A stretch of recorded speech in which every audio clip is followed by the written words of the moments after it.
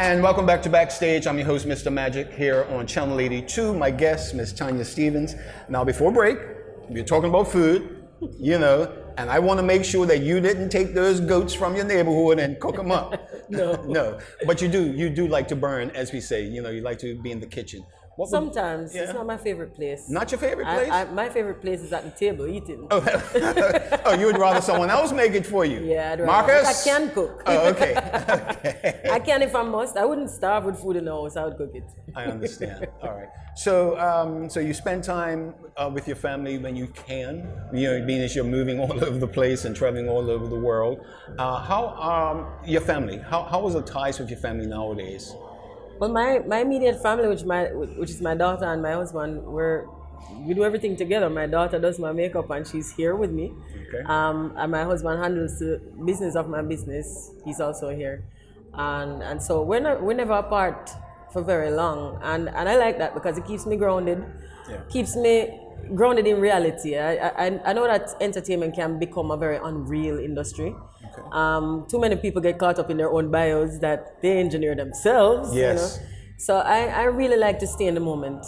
Okay. And so I'm never too far from family. And having that family nucleus, I'm sure that at one point in your career there was a turning point when you finally said, when you actually stood up and said, "I've made it. I am the person that everyone, the audience is saying that I am." At what point would you say that happened? I don't know that that's ever happened yet because, I feel like if that ever happens, then I'll become a different person. I'm afraid of acknowledging what everybody says. I don't ever know that it's correct. Mm-hmm. It's always an opinion, and I feel there's always room for improvement. I don't think I've become my greatest version of me yet. Okay. And so I try not to listen to it. It's nice to be gracious and to accept, that some of the accolades and stuff, but I don't think it's a good thing to live in it. Then you become too egotistical and your product changes and your process changes and head gets big. As a result, you change. Yes. And I really love me. I love me. That's where my ego comes in. I love me. Gotcha. So I don't want to change anything about that. And as a result, I stay away from the noise. I stay away from, everything that could possibly affect who I am. Exactly. Yeah. Exactly. And like you said, your family will keep you grounded in that way. Yes. Or they let me know. So I was just going to ask you that. Does your daughter actually let you mother? No. Does she become the mother? She's been too much since the first day she set foot into my life.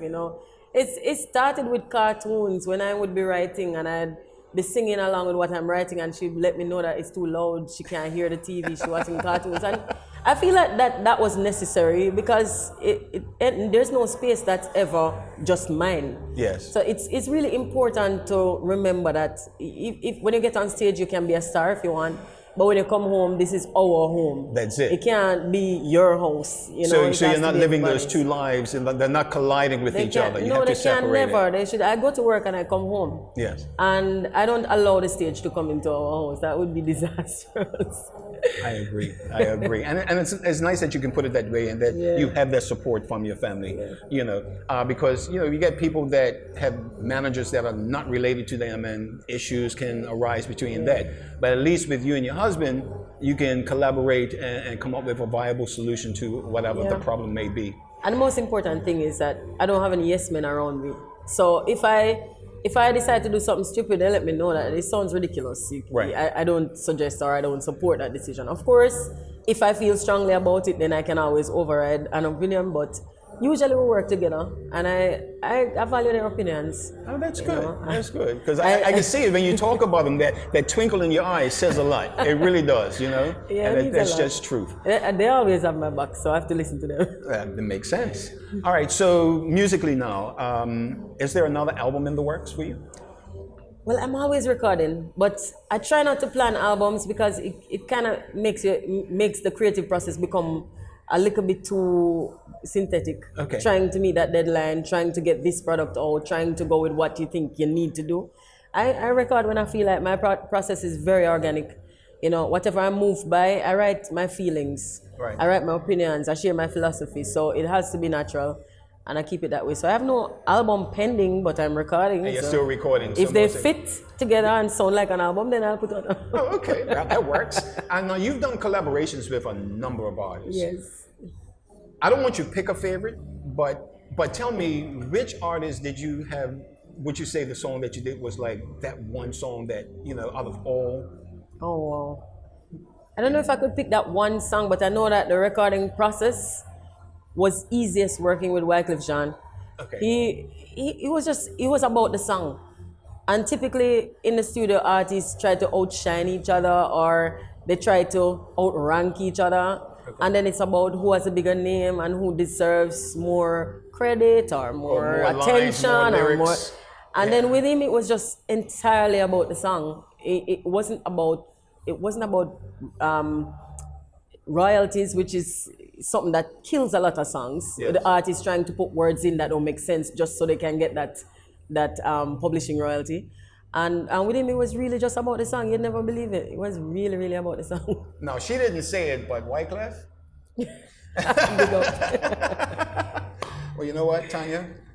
I literally can sit here for another hour and talk to you because I'm sure there's a lot more you can tell us about your life and a lot more I can learn from you as an artist. But this is only a half-hour show, and and you've got things to do, And I really appreciate you being here and taking the time out of your day to come and sit with us here and talk to our Bermudians about you and your music and how much we truly love and appreciate you for what you do. Because one thing I will say about your music.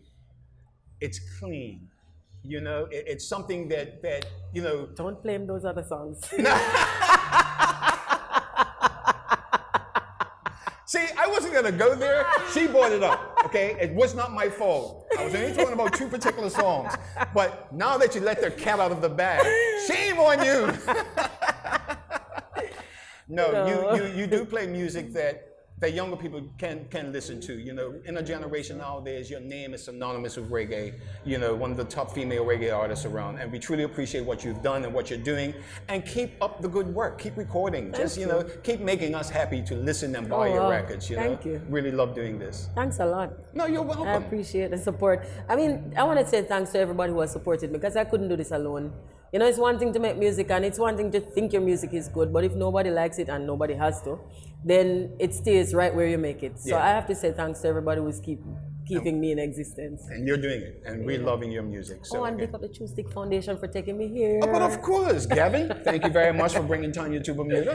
Big up Wayne Wonder. Yeah, we're talking to him. Actually, next week's show, she's already even told us right now, next week's show, Wayne Wonder. She let the cat out of the bag. I was going to keep it a secret. But next week, Thursday night, join me here on Backstage. Thank you, Tanya, for being here. We got to go. Appreciate you being here. But next week, Thursday night, 8 o'clock, Wayne Wonder will be on the show. I'm Mr. Magic. You all have yourselves a good night. See you all later.